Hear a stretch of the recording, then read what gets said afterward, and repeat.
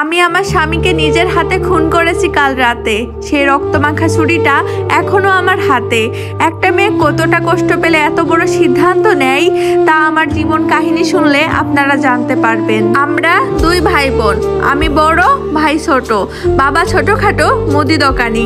বাবার স্বল্প আয়ে বেশ ভালোই ছিলাম আমরা। তখন আমি ক্লাস 9-এ পড়ি। পড়াশোনায় বেশ ভালো ছিলাম বলে স্যার ম্যামরাও খুব আদর করতেন। বেশ ভালো কাটছিল দিন। হঠাৎ এলাকার এক প্রভাবশালী লোকের কুনজর পড়ে আমার ওপর। তার ছেলে আমার ক্লাসেই পড়তো। একজন বয়স্ক লোক হয়ে সে আমাকে নানানভাবে ডিস্টার্ব করত, রাস্তায় নানান রকম হুমকি দিত। একটা সময় আমি আমার বাবাকে সবটা বললে বাবা ওই লোকের কাছে যান, কিন্তু ওই অসভ্য লোক আমার বয়স্ক বাবার গায়ে হাত তুলে।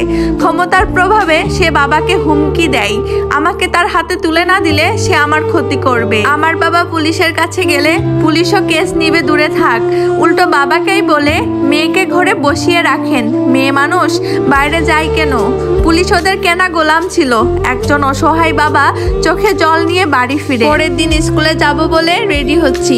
বাবা বললেন, মারে বাদ দে, গরিবের আবার কিসের পড়াশোনা? আমি বললাম, বাবা আমার দোষ কোথায়? আমি কেন পড়াশোনা বাদ দিব? সে বয়স্ক লোক, তার ছেলে আমার সাথে পড়ে, ভুল তো তার। আমার কথায় বাবা মাথা নিচু করে চোখের জল মুছলেন। বাবাকে আশ্বস্ত করে আমি স্কুলে গেলাম। ফেরার পথে হঠাৎ একটা মাইক্রোবাস সামনে এসে থামলো। কয়েকটা মোটাসোটা লোক আমার মুখ চেপে ধরে গাড়িতে তুললো। পড়ন্ত বিকাল, একটা পরিত্যক্ত বিল্ডিংয়ে নিয়ে যাওয়া হলো আমায়। আমার চোখ দিয়ে পানি পড়তেছিল, মুখ বাঁধা থাকায় আওয়াজ করতে পারছিলাম না। আমার উপর দিয়ে ওই লোকগুলো অমানবিক নির্যাতন চালায়। ওই দিনের কথা মনে পড়লে এখনো আমার রুহ কেঁপে ওঠে। আমাকে ওই পশুগুলো বাড়ির সামনে ফেলে রেখে যায়। রাত হয়ে গেছে তবুও বাড়ি না ফেরাই আমার বাবা মা খুবই চিন্তায় ছিলেন। আমার নিথর রক্তমাখা শরীর দেখে পাড়া প্রতিবেশী ছুটে আসেন, দেখে চেনার উপায় নাই। হট্টগোল শুনে আমার মাও ছুটে আসেন, এসে দেখেন তার কলিজার মানুষ রাস্তায় নিথর হয়ে পড়ে আছে। আমাকে হসপিটালে নেওয়া হয়। অবস্থা এতটাই খারাপ ছিল যে আমাকে আইসিইউতে নেওয়া হয়।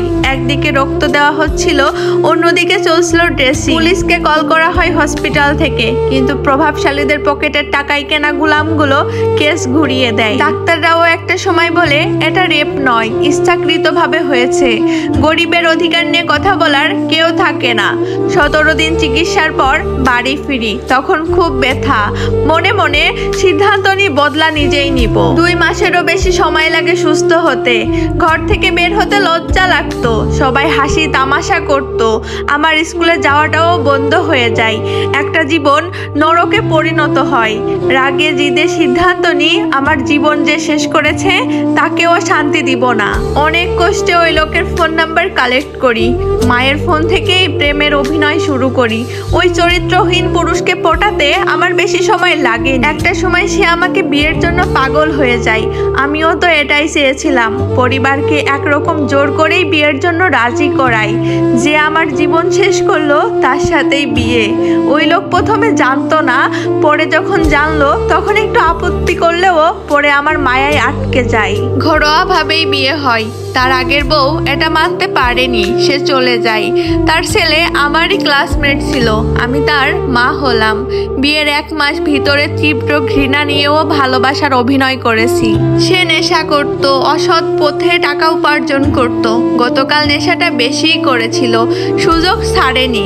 এতদিনের প্রতিশোধ নিয়ে নিলাম।